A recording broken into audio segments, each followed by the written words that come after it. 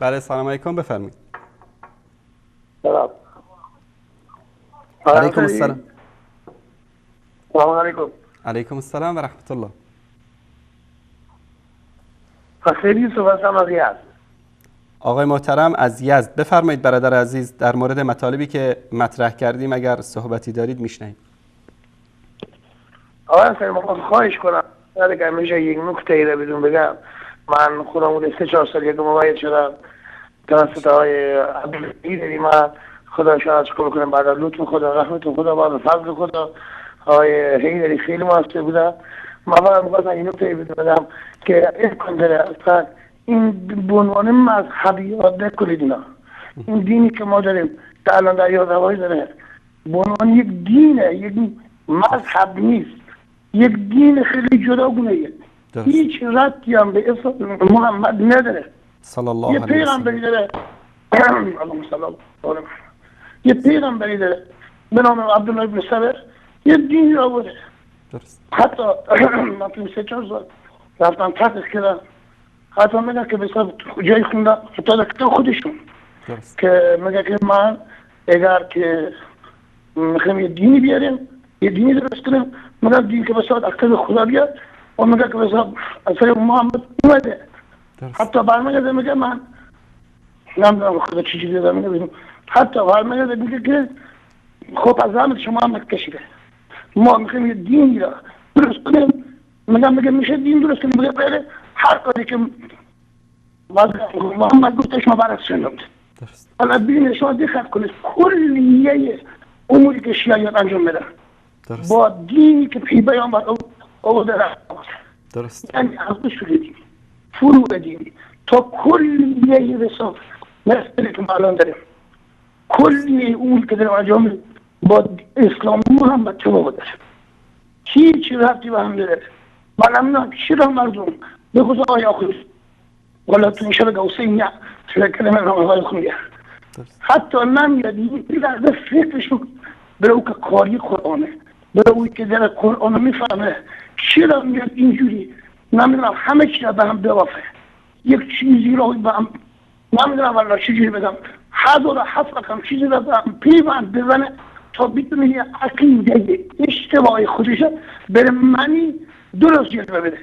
خدا گناه اینا بیشتر از کسادیه، چون ممکنه کسونی به حرفای اینا اعتماد بکنن و باعث گمراهیشون بشه.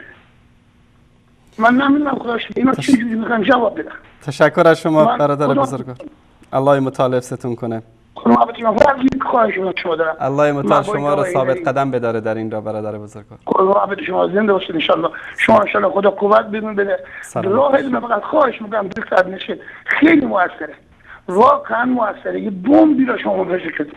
من آقای فقط اکثری شرکت شما ما خواهش میکنم اگر امکان داره، چون خود شما برنامه داشته با حیدری، من فقط میگم یه خواهش میکنم بفرمایید. اینا سر من با حیدری برسوندم، من مدین آقای حیدری هستم.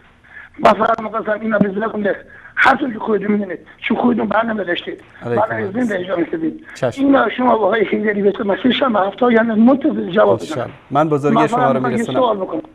زنده باشید حتما. شما همه اصلا به خصوص شخص شما با آقای حیدری چون باعث هدایت من شده. من کلمه من دون الله را به خدا منش نمی‌دونم. الله متعال. من کلمه من دون الله را از اون حیدری مثلا منش شفاید. الله اکبر. به خصوص وقتی که تاکید کردن گفتن چشم ببندید خالی از فقط بگید من دون الله. آیا حضرت آدم، ابراهیم، اسماعیل، چه می‌دونم یعقوب، یوسف اینا خدا بودن یا بودن من دون الله؟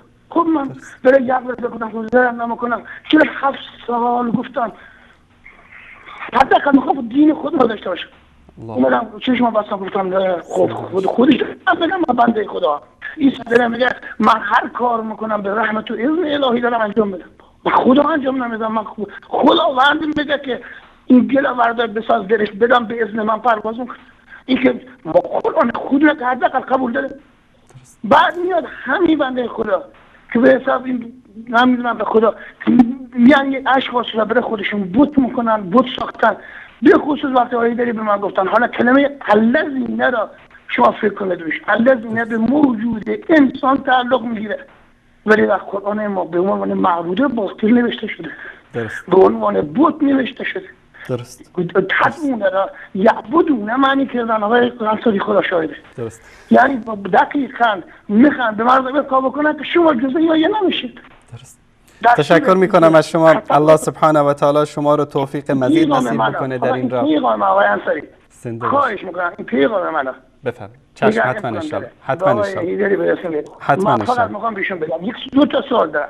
اولش این که میخوام ببینم اگر من چون میدونم رژیم خودم شناختم امکان داره که تعدیل شده باشه امکان داره ولی میخوام بهشون بگم اگر رسول الله صلی الله علیه و سلم بود و بهش ما گفتن که ما مثلا به خانواده صدمه میزنیم به رفقات صدمه میزنیم آیا این راه میکنن با تاثیر کلامی که آقای هیدری داشتن فقط این سوال ازش بکنید.